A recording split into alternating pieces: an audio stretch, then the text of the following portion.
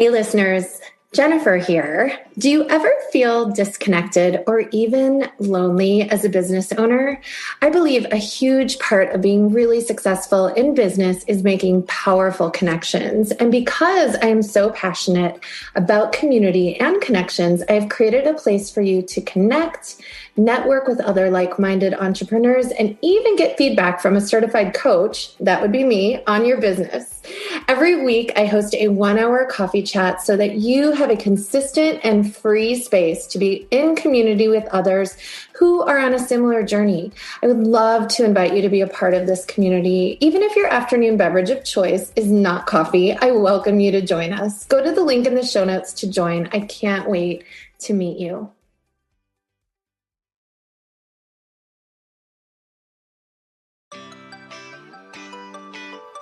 Imagine having a guide to walk with you through the ups and downs of entrepreneurship. Someone who has been where you are and knows the psychology and the magic of business done with ease and joy. Welcome to the Clarity to Cash podcast, the place for you to get crystal clear in your business and life so you can feel confident about getting to that next level of cash and impact. I am your host, Jennifer Jacobson, former therapist and certified life coach for female entrepreneurs. My mission is to get you the clarity you need to create the life and business you desire. Every week, I will be your guide to more clarity, confidence, and cash in your business. Get ready to feel the power of clarity to cash.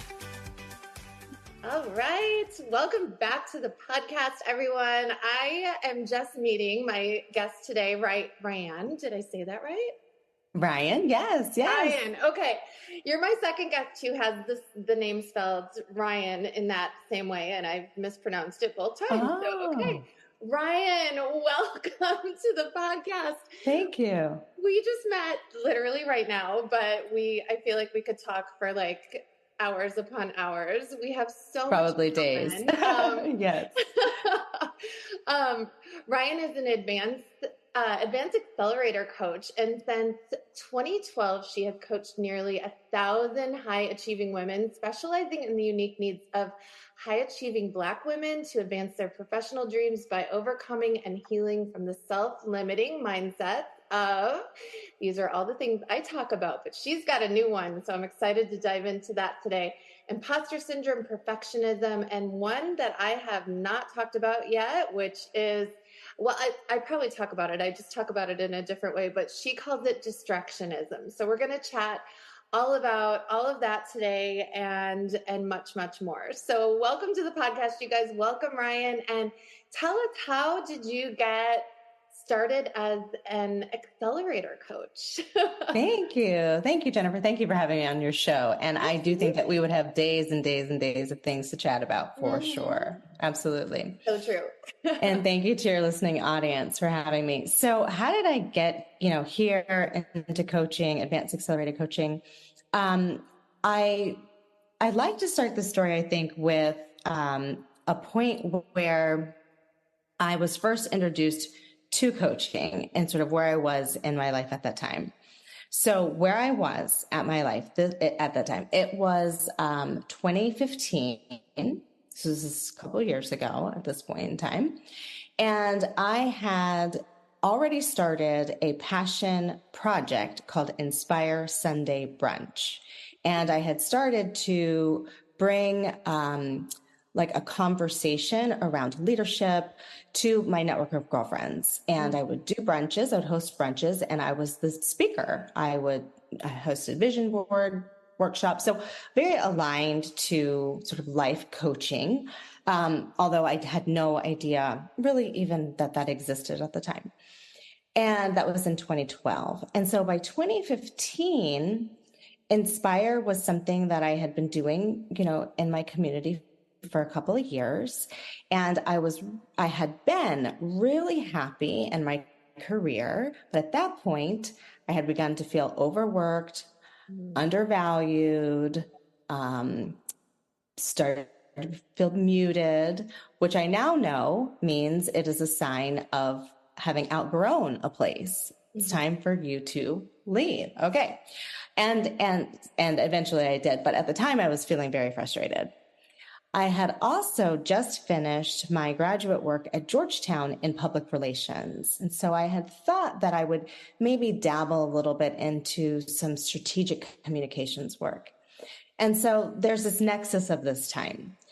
Georgetown had started a career coaching class that they were offering, and they were going to pilot it, for their program. And they had a Saturday workshop for a group of women that was taught by the teacher, who was a coach and was also a female coach. And she had us in for a workshop. And the first question I at least remember her asking was, do you speak to yourself as if you are your own best friend? And that question slapped me in the face in two ways. One, it was that warm puddle feeling that Dr. Brene Brown talks about called shame. Like, whoa, I've been called out. No, I don't. I don't talk to myself at all if I was my own best friend. Who would do that? Why would you do that? How would you get anything done or accomplished if you weren't totally berating yourself all the time? And I recognized that, but I also recognized how painful that was, because I did present as a very optimistic, outwardly loving person. And yet, truthfully, on the inside, I don't think I would have even thought about it before that moment. I was really not very nice to myself. So two things happened. The other way that it slapped me, I said, was that I knew, like, oh my gosh, if I feel this way, there are millions of other women that feel this way. And so it was at that moment that Inspire went from like a passion project to like, wait a minute, hold on.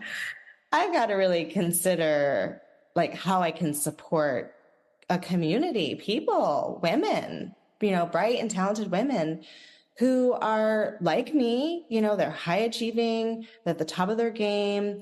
They've got all the things, they are doing all the things. And yet on the inside, they're really feeling like they're imposters in their own lives. Like if they're not perfect, that their value is questioned.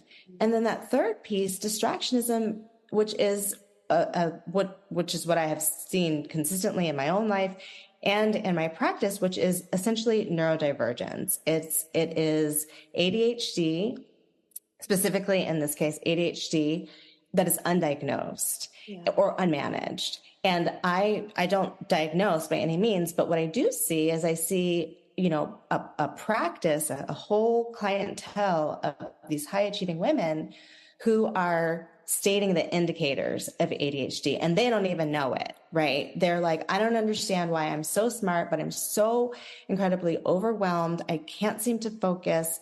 I can't seem to really wrap my brain around this idea of setting goals. Like I get it and I get stuff done, right, but there's a disconnect there.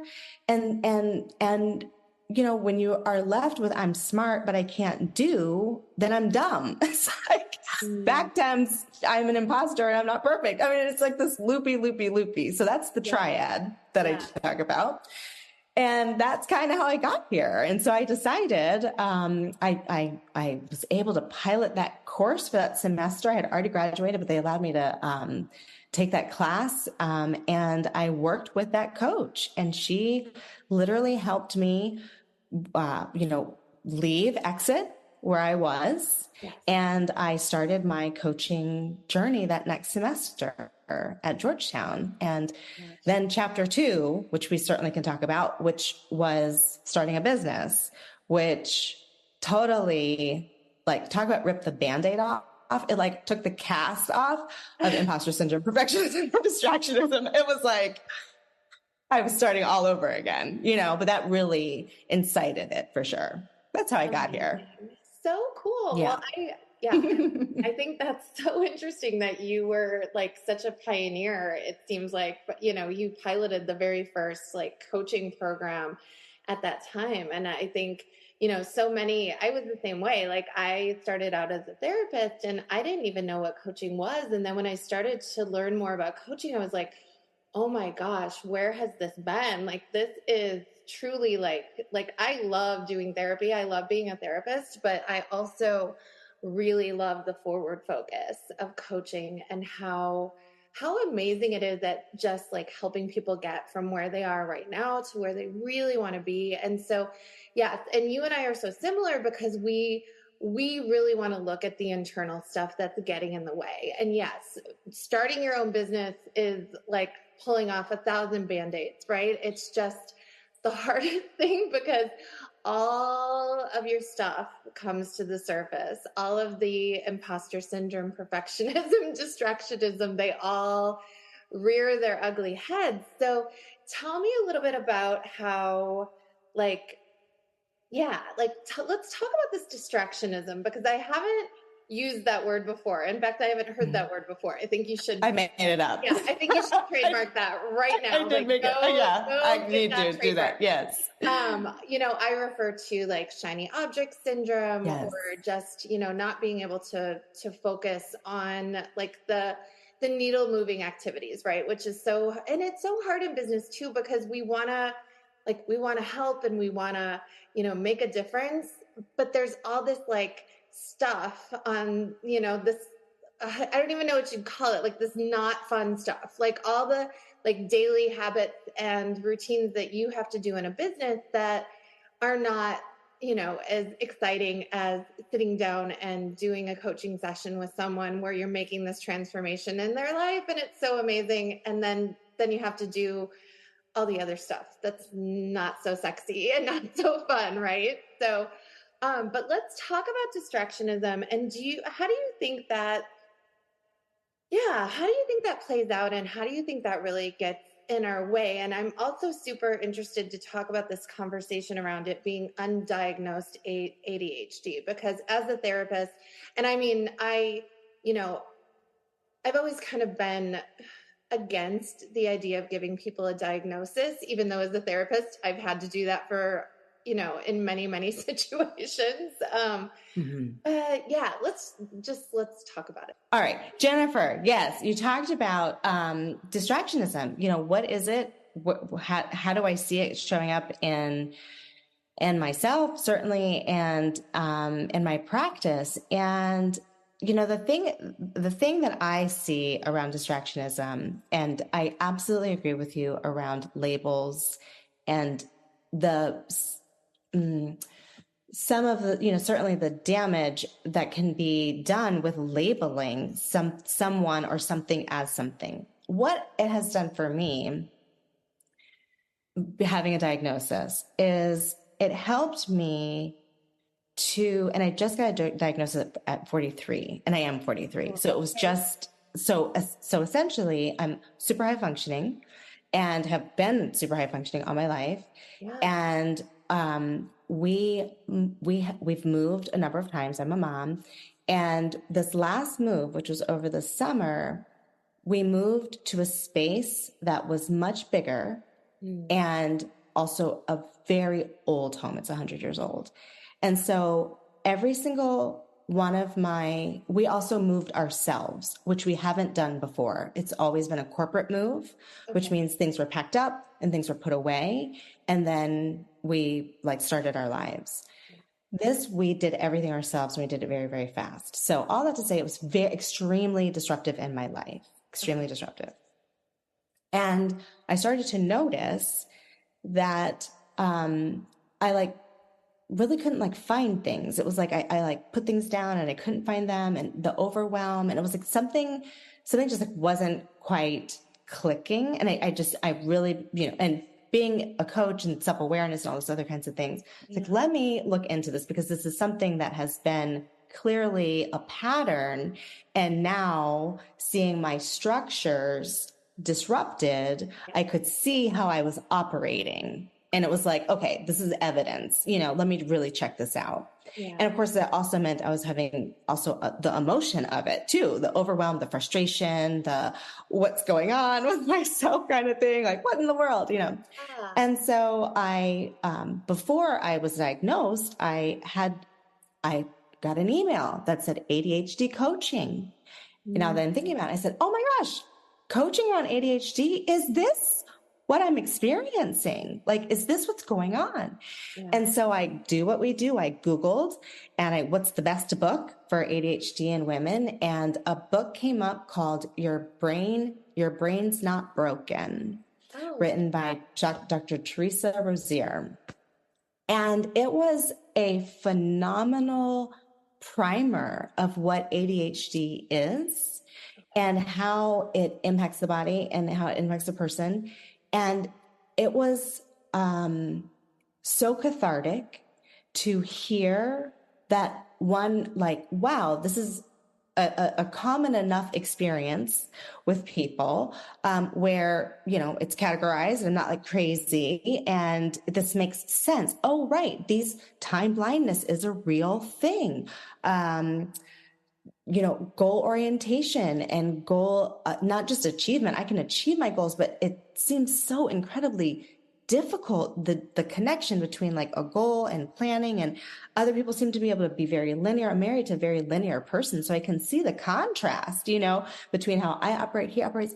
And so what it did for me was it really allowed me to do the self-study of what does it mean to have time blindness? And if that's a weakness of mine, how do I begin to be aware of time? How do I use my life to support me in a weakness, which is okay, fine. Now, I also want to say I had a lot of emotional processing that I did with this. I have a therapist, I have a coach. I am a coach myself. I really worked through this. Yeah. But essentially around time blindness, as an example, on my phone, I've got, I have a very not strict, but a very clear calendar, like schedule for the day of where I'd like to be when.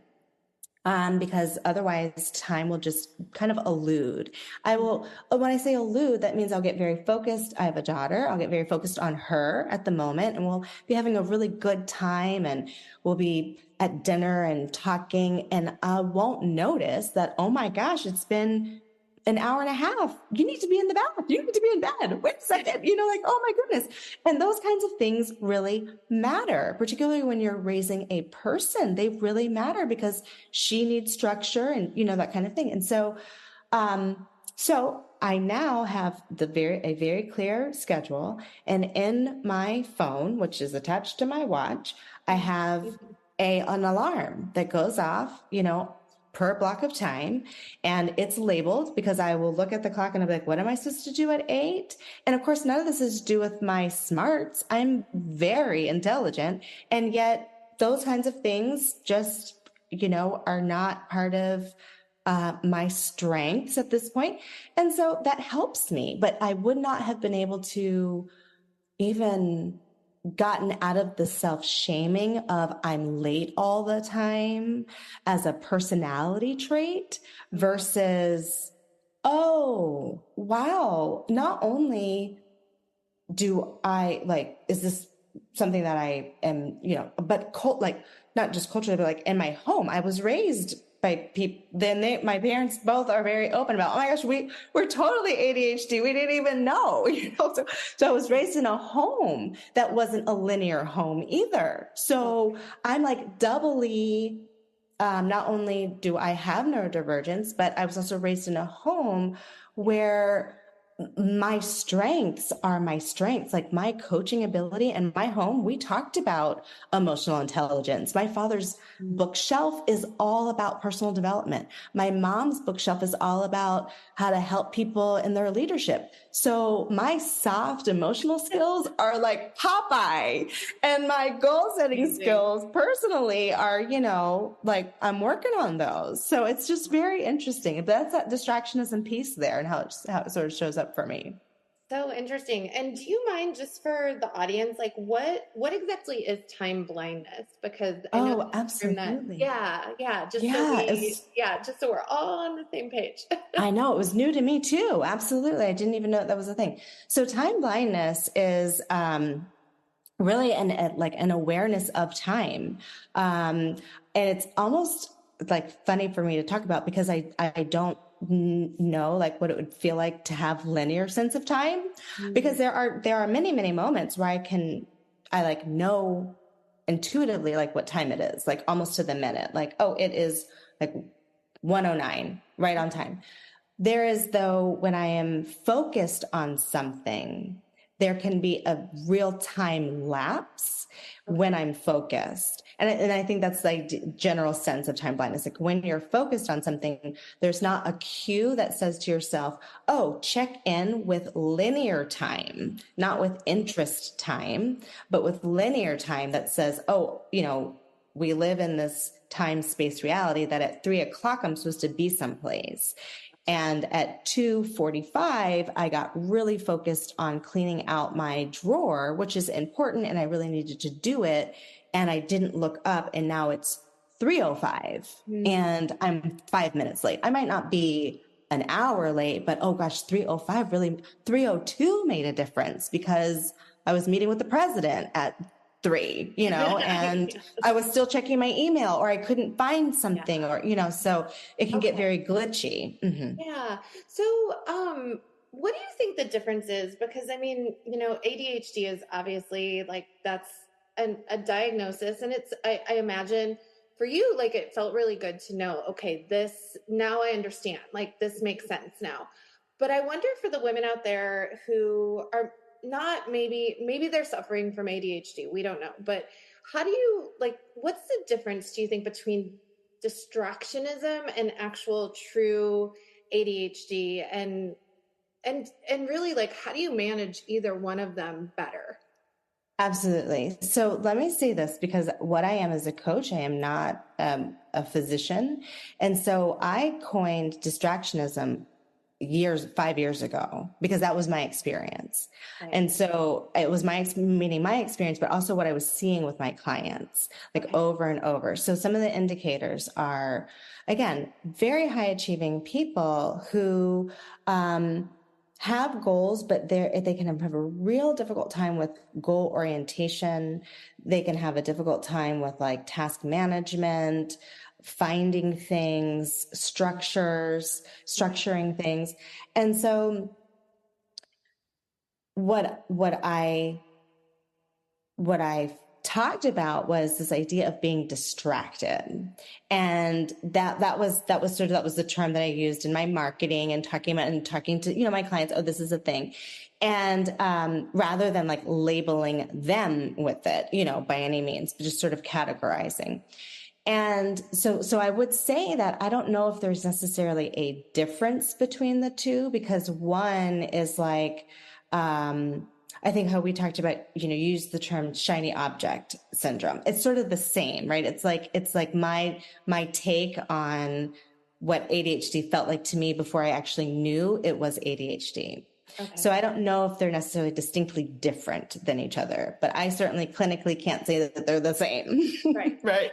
So that's that part. Now, what is it like, unmanaged versus managed? Now, for me personally, I have chosen to take the route of really managing my ADHD through strategies. Mm. So I am, very, like I talked about my phone strategies. I'm really, focused on learning how to do the things that are the weaknesses that I personally have. And that's also what I coach people on.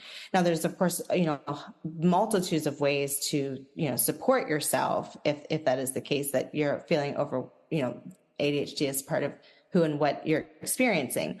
But to connect your question around women who aren't diagnosed and yet can really experience some of the indicators that I had mentioned. One, I think it is becoming familiar, not with, and the only way to do it is by reading an ADHD book, but not so much even focusing on, do I have ADHD or not? It is focusing on, am I showing up with these indicators? Okay. Are these indicators things that I would say yes to? So there's an evaluation. One of the series of questions might be something like, I'm told that I'm really great at work, but I feel disconnected from what I'm doing. Like, if that's something that you're like, oh yeah, that's important, because whether you're ADHD or not, that in and of itself is something to be alarmed by, right? Like, wow, I'm given all this feedback that I'm really great at what I do. And yet internally, I'm really disconnected from what I do. And I'm living my life from a space of feeling not like disconnected from my authentic self. And that's enough to have coaching around, that's enough to really sit with and be like, wow, what's causing that to be the case?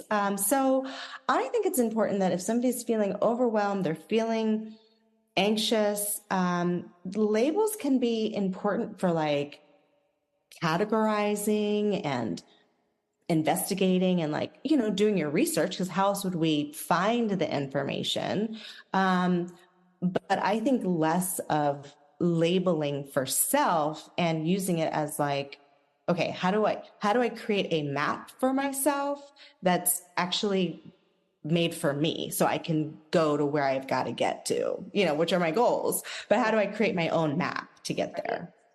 What would you say, like, how do you think coaching can really help somebody manage all of this? Such a good question. How does coaching help? Because I have found not only being a coach, but I have a coach, and I've had a coach the entire time I've been in business, and it consistently and continues to help me as an individual. So I'm speaking from both lenses. I think coaching is so incredibly helpful because what a coach is trained to do essentially is really listen for the fear, really listen for what is causing the blockage. So people come to coaches often because they're feeling things like,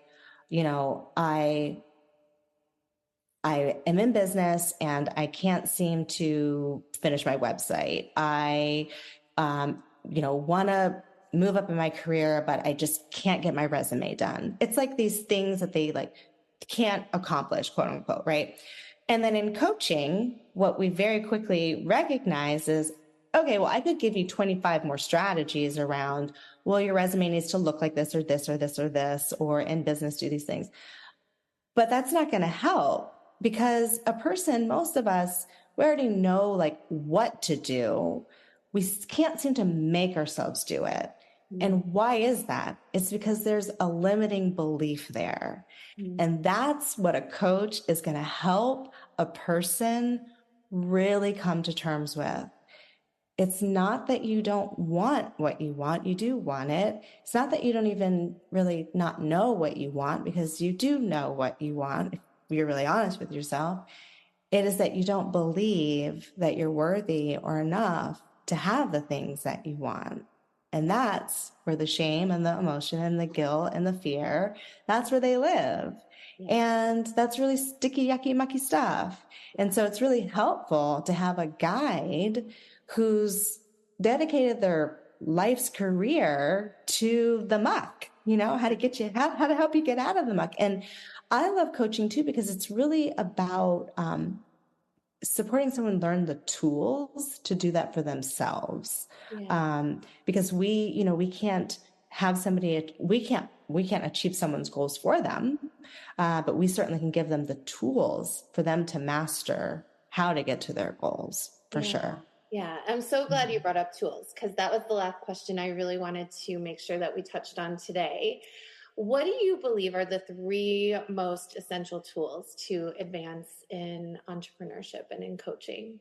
That is a good question. Okay, let's see here. 3 major tools. Trying to see let's see. Gosh, that's a really good one. 3 tools. Okay. The first one that really comes up is self-awareness.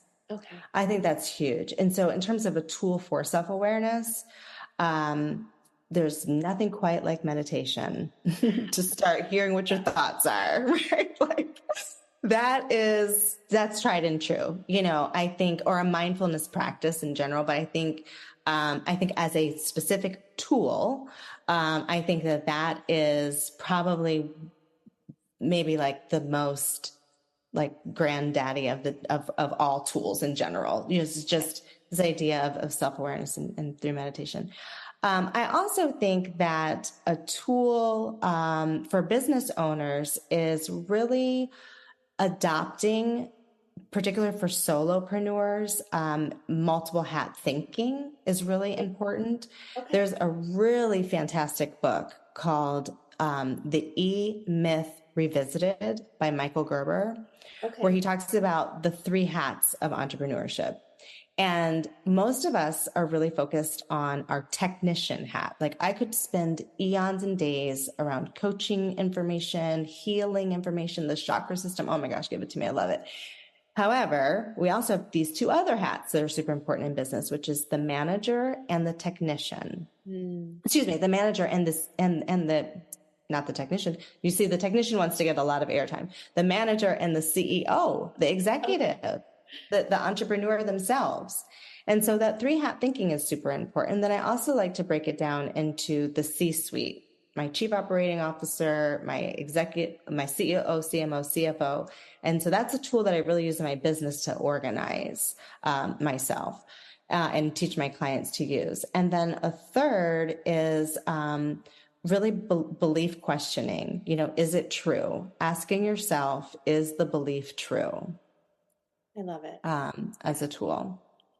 Amazing. Yes, I agree completely. And the multiple hats of entrepreneurship, I think that's so brilliant because we do, and it's I think it's tricky sometimes because we as helping people, right? We want to just focus in on the the healing and the coaching and the therapy, and all the other hats, we kind of avoid them. So do you have any tips before we end today on just like how to stay focused? Because we've been talking about like getting distracted and how easy it is to get distracted. And what are some of your best tips on how to like make sure we're focusing on the other not so sexy things in business? Absolutely. One, I think this multi-hat thinking has been very helpful. So really looking at your schedule as what are the priorities of the CEO? What are the priorities of the COO? What are the priorities of the chief marketing officer and the financial officer? And really mapping each of those out and allowing that to help you navigate what is the priority at a particular time, because each has its own function. And oftentimes the functions, you know, my marketing executive wants as much money as she can get. So she's going to lobby, you know, at the table for money that for the finance person to be like, I want that, you know, so we might have some competing agendas. And if I don't recognize that multi-hat thinking, I am one person thinking all the thoughts. And so it gets very jumbled, right? Like and that becomes gridlock, which becomes procrastination. And so by thinking about it, like, okay, wait, hold on. What is the conversation internally? What does the CEO need to do? What is this person? And where within that are the priorities? That can be very, very helpful. Okay. I think that's brilliant because we really, we have to stay focused on those other things. And we have to. It's tough because it's like, I know for me personally, I just want to coach. I just want to do therapy. I just want to help people. I don't love the other stuff. So I think it's a great way to look at it though, and to kind of like, you know, almost visualize yourself like putting on those hats and taking them off. Okay. You know, and maybe even like you said, like using a calendar and saying like, I'm going to wear this hat for this much time. I'm going to focus on this thing. And then I get to take it off and put on the other hats. You know? Yeah. You know, another thing that really actually prompted that whole thinking was I was talking with my coach about this with my own business, and she gave me the permission for my healer self. I had never thought about this before. She said, your healer self is an hourly employee. Now, I have a background as an esthetician.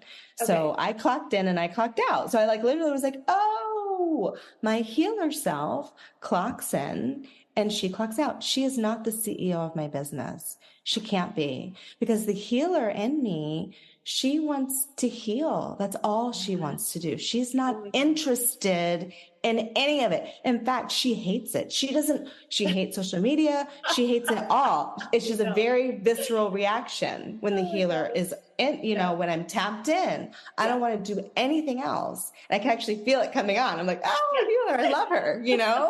She's literally like the most brilliant person I know, is like my healer self. And the entrepreneur of me is very smart too, but it doesn't feel as vibrating. I can even feel it. I can totally feel that I just shifted. Yeah. However, she cannot run my business. She cannot. No. And for a long time she did. And she needs to know when to go home and when the C-suite needs to come in. And that differentiation, man, that made a huge difference. That made the space for the C-suite to come in. Oh my gosh. I love this conversation so much. Okay, Ryane, we could keep going for hours. So fun. Wrap it up here, but tell us how we can find you. You are just full of light and you're so amazing. Oh, thank how you. can people find you? Thank you. Thank you, Jennifer. This has been so fun. Okay. You can find me at my company's name, which is inspirebrandconsulting.com. That's our website. I have a free quiz and just would, love to connect. And then all of the social media is the same, Inspire Brand Consulting. Perfect. All right. Yeah. And I will list all of that in the show notes, and I will definitely check out your quiz. I love quizzes too. I have a quiz myself. So we'll fun. Take each other's quizzes. That's right. Yes. That's great. I love it. Thank you so much for being here today. And thank you for all of your brilliance and your insights and just your vulnerability too. I appreciate you telling your story, and I think so many of us can relate. So thanks so much. Thank you. Thank you, Jennifer. Thank you so much to your audience. Thanks for listening to the Clarity to Cash podcast. If you enjoyed this episode, please write a 5-star review and share with your biz besties. If you want to learn more, come visit me at jenniferjacobsonlifecoaching.com. That's Jacobson with a K. Talk to you next week.